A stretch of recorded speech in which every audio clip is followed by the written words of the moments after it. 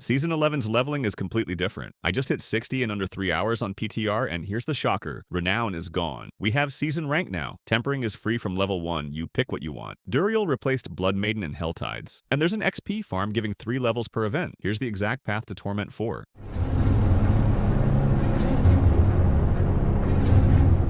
Season rank replaces Renown. Forget everything about Renown. It's dead. Season rank is the new system. Press U on keyboard, Y on controller. This opens season rank. You get skill points at ranks 1, 2, and 3. Paragon points at ranks 3, 4, 5, and 6. That's your entire progression path now. The genius part? Lilith altars don't give permanent stats anymore. They drop XP, gold, murmuring obels, and gem fragments. You don't need to collect them. The pressure is gone. Want skill points? Complete season rank objectives. It's that simple. No more zone by zone renown grinding. Capstone Dungeons gate everything. These aren't optional anymore. Want to progress world tiers? You must complete specific dungeons. Here's the exact path. Torrid Menagerie, level 30, normal difficulty. Unlocks next tier, Hellish Descent, level 50, expert difficulty, unlocks expert, unseen. Awakening, level 60, Torment 1, unlocks Torment tiers, Tempest Oasis, level 60, Torment 2. Further progression, Sins of the Many, level 60, Torment 3, endgame access. Miss one? You're stuck. Complete them in order. The difficulty must match what's listed or it doesn't count. Tempering is completely free. Now, this changes everything about leveling. Walk to Blacksmith, pick your temper, apply it. Done. No RNG, no rerolls. You select the exact temperature you want. 1 temper per item, but it's your choice. Legendary items get 3 tempering charges base plus 1 per greater affix. I tempered my entire gear at level 15. Cost? Basically nothing. The materials are dirt cheap early game. This alone makes you 50% stronger while leveling. The Duriel Helltide XP exploit. Blood Maiden is officially retired. She's on vacation sipping Mai Tais according to patch notes. Duriel took over her position in Helltides, and this changes everything. When the Helltide bar fills up, instead of Hellborn spawning, you get Pangs of Duriel, mini Duriel clones. Kill these, they drop Baneful Hearts. Collect enough hearts, summon the real Duriel. But here's what nobody's talking about. The Maggot spawns. Helltide meteors now drop Maggot swarms. Threat meter events spawn maggots. Everything spawns maggots. Why does this matter? Divine gifts. Kill Duriel, get Heavenly Sigil, go to any town, find the angel, yes, the first interactive angel in Diablo history, turn in your trophy. Now slot your divine gift in the corruption slot that makes maggots drop XP globes. Not gold, not materials, pure experience globes. I tested this extensively. 1 flame circle event in Helltide. Stand in center, kill spawning mobs and maggots for 30 seconds, collect XP globes. Result, level 55 to 59, 4 levels, 1 event. If you chain these events, level 1 to 60 in 2 hours. This might get nerfed, but on PTR, it's absolutely broken. Quick reminder, Season 11 launches soon. Subscribe for the final optimized route when PTR ends. Masterworking changes forget the old system. Masterworking now increases item quality, not stats. You upgrade to 2020, each tick gives 1 to 3 levels randomly. At 2020, you can add a greater affix to any stat that doesn't have one. Then you can reroll which stat gets the GA infinitely without resetting progress. What does this mean for leveling? You can masterwork without tempering first. Start upgrading immediately when you find good base items. Boss invasions everywhere. Duriel invades Helltides. Belial shows up in pits, and Dariel appears in Karast Undercity. These aren't scheduled, they're random invasions. Each boss drops unique materials for the new Sanctification system, endgame only. But during leveling, they're massive XP pinatas. Prioritize them whenever they spawn. New world boss, Asmodon. He's summonable with tributes, combining powers of all 3 bosses. Not relevant for leveling, but good to know. The 2.5-hour optimized path? Based on PTR testing with new systems. Start game, open season rank, get first skill point, level 1 to 30 in Helltides with normal XP, complete Torrid Menagerie at 30, get Duriel kill, unlock divine gifts, activate Maggot XP gift, level 30 to 50 in Helltides, now with XP exploit, complete Hellish Descent at 50, level 50 to 60 continuing Helltides, complete remaining capstones for Torment access, total time, 2.5 hours if optimized. The hidden power creep. Legendary items now have 4 affixes base, was 3. This isn't just a number change, it's a 33% power increase per item. Multiply that across 12 gear slots, you're looking at exponentially stronger characters. But here's what's clever. Rare items are rarer until level 30. Legendaries are rarer until level 40, was 25. Blizzard is forcing you to actually use magic and rare items early game. And you know what? It works. When that first legendary drops at level 35 with 4 affixes, it feels earned. It's a massive power spike. One legendary at level 35 35 is worth 3 legendaries from Season 10. Full gems drop directly now. No more fragment collecting. Chipped, regular, flawless, they drop complete. Your pet doesn't pick them up yet, I've submitted feedback, but even manually collecting, you're fully gemmed by level 20. The Murmuring Obol cap increased by 500 to 3,000 total. Why does this matter for leveling? Curiosity vendor. You're gambling more often, getting more chances at that perfect 4-fix legendary early. Why you're tankier than ever? This is the biggest change nobody understands yet. Armor now reduces all damage types.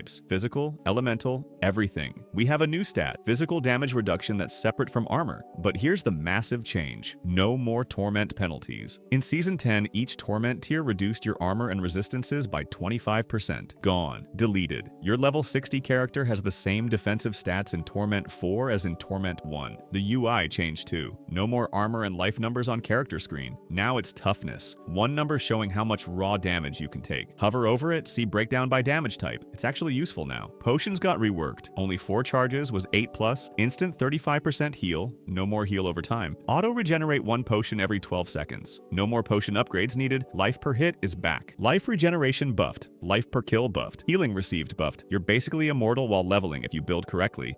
Material changes speed. Everything up 85% less. Obdusate drops but costs reduced proportionally. New conversions, iron chunks plus rawhide equals veiled crystals equals forgotten souls. You can target farm exactly what you need. No more material bottlenecks blocking progression. The Tower. Why leveling fast matters. New leaderboard system, the Tower. Similar to pits but timed, 10 minutes max. Your pit tier determines tower access. Season rank progression affects placement. The faster you hit 60 and clear capstones, the sooner you compete. Leaderboards reset weekly, Tuesday 7 to 8 p.m. First week advantage is huge. Elite Monster AI Revolution. Blizzard added 20+ new monster affixes, but that's not the real change. Monsters now have behavior AI. Elite monsters share their affixes with minions around them. See a frozen elite? Every minion nearby can freeze you now. Plague delete, enjoy poison pools from everything. But here's what's terrifying. Monsters avoid clustering. No more one-shot screen clears. They spread out, flank you, retreat when low health. I watched a pack of elites literally coordinate attacks. 2 from front, 1 circled behind. The new affixes aren't just damage either. There's crowd control, debuffs, area denial. One new affix creates walls that trap you. Another teleports the elite behind you when you use a movement skill. They're learning your patterns. For leveling, this means you can't autopilot anymore. You need to actually play the game. Controversial opinion? This is good. It makes leveling engaging instead of mindless. The hidden changes, 85% less abducite sounds terrible until you realize crafting costs dropped by the same amount. It's psychological. Smaller numbers feel worse even when proportional. But here's the genius part. Material conversion. Iron chunks plus rawhide equals veiled crystals. Why farm elites when you can convert? Veiled crystals equals forgotten souls. Endgame materials from basic. Mats. Forgotten souls equals other legendary materials. Full conversion circle. Salvage values dropped 60%, but who sells items anyway? The real economy is in conversion. Farm iron in early zones, convert to endgame materials. It's basically material alchemy. Training Grounds now has jeweler and occultist. Why does this matter? Instant testing. Respec, test damage, adjust, repeat. No more running between waypoints. This speeds up build optimization by 80%. Sanctification.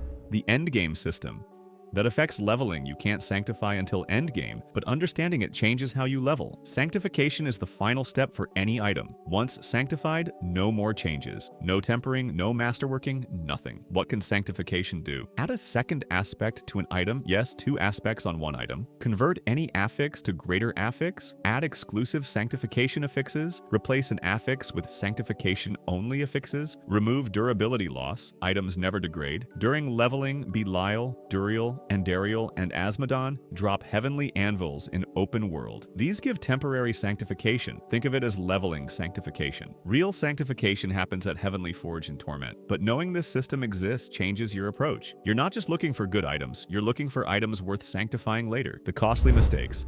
Don't skip capstones thinking you'll do them later. They're mandatory progression gates. Skip them, get stuck. Don't save tempering for endgame. 1 temper per item, your choice of what temper. It's free power from level 1. Not using it is literally handicapping yourself. Don't ignore Duriel and Helltides. That Divine Gift XP multiplier is the difference between 2-hour and 8-hour leveling. Don't masterwork before having a plan. The new system goes to 2020, then adds greater affixes. Random clicking waste materials? Don't forget season rank objectives. No more zone renown. Season rank equals skill points. Miss objectives equals missing power. Don't salvage gems, they drop complete now. Salvaging gives nothing. Socket them or save them. Don't sell items for gold. Salvage for materials, convert materials to what you need. Gold comes from everywhere now. Don't rush to Torment 4 with no armor penalties. Torment 1 is comfortable farming. Find your sweet spot. The real reason Season 11 changes everything. This isn't just a leveling overhaul, it's Diablo 4 2.0 Foundation. Free tempering choice removes RNG frustration. Season rank removes mandatory exploration. Boss invasions add unpredictability. Monster AI makes combat engaging. Material conversion removes bottlenecks. Every change points to one philosophy: respect player time. You're not fighting RNG, you're not doing mandatory chores. You're playing the game how you want. The 2.5-hour leveling isn't the point. The point is those 2.5 hours are fun. No dead zones, no push through this boring part. No, it gets good at endgame. It's good from minute 1. Season 10 was about chaos and power. Season 11 is about choice and respect. And honestly, this is what Diablo 4 should have been at launch. That's Season 11 leveling completely decoded. Renown is dead, Season rank is king, tempering is free choice. Duriel gives broken XP, and 2.5 hours to Torment if you follow this path. When Season 11 launches, I'll have the updated route based on final changes. Drop your PTR experience in comments. Next video, we're covering the new tower leaderboard strategies. Until then, see you in Sanctuary.